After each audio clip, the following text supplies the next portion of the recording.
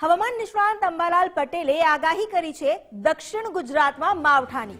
દક્ષિણ ગુજરાતના અલગ અલગ જગ્યા પર કમોસમી વરસાદની સંભાવના વ્યક્ત કરવામાં આવી છે। ઉત્તર પર્વતીય પ્રદેશ અને ઉત્તર ભારતમાં પણ માવઠું પડશે।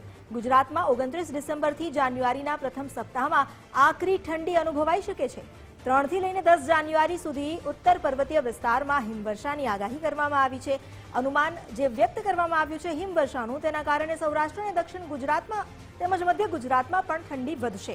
ઉત્તર ગુજરાતમાં 10 થી 8 ડિગ્રી તાપમાન રહે તેવી પણ સંભાવના વ્યક્ત કરાઈ છે।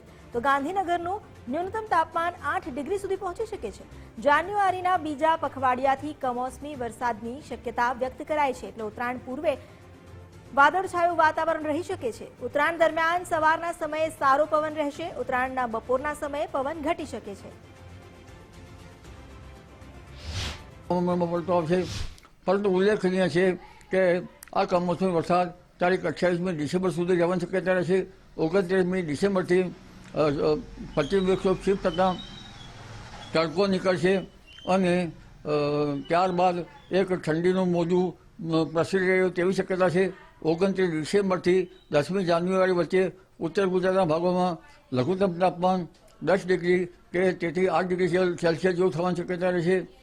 10મી જાન્યુઆરી સુધીમાં બીજો એક પણ પશ્ચિમ વિક્ષોભ આવશે, જે શિફ્ટ થતાં પુનઃ ઠંડી પડશે। આ ઉપરાંત લગભગ 13મી જાન્યુઆરીથી જાન્યુઆરી અંત સુધીમાં પણ હવામાનમાં મોટો પલટો આવતા રાજ્યના કોઈ ભાગમાં માવઠું થવાની શક્યતા રહેશે। ઉત્તરાયણ ઉપર પવનની ગતિ સારી રહેવાની શક્યતા છે।